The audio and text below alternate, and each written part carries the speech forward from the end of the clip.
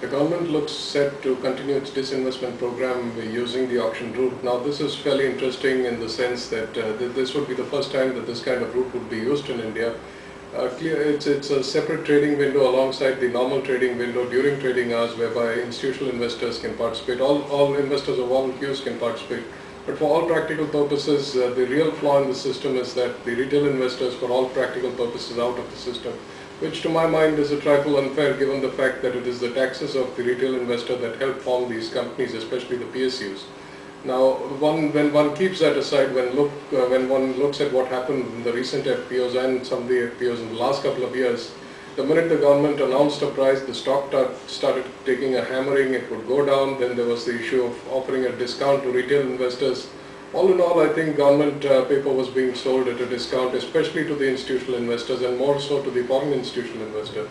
So here is a system that might take care of that. But make no mistake, I think this time around, SEBI is changed the rules very clearly to facilitate the government disinvestment, primarily because of the huge gaping hole that is there in the budget at this point in time.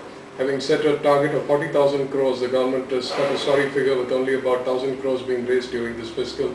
So clearly, I mean, a little bit of sleight of the hand and the government could go halfway to their target at least and save some face. So that clearly is the primary objective of the auction, but going ahead it could be a useful route, especially for the FPOs.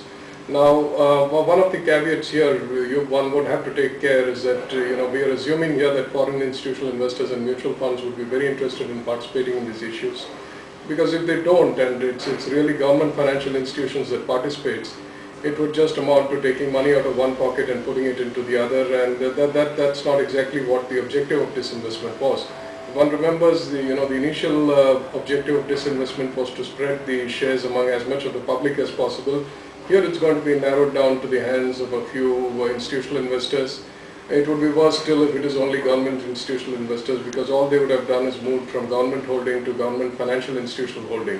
Let's keep our fingers crossed, given that the market headwinds are good, that there would be good participation and a good price discovery would take place, and that would help the government to a great extent. Once again, the only regret here is that for all practical purposes, the retail investors out of this process. I think somewhere down the line the government will have to take cognizance of that and devise a mechanism whereby the retail investors are also included in this process.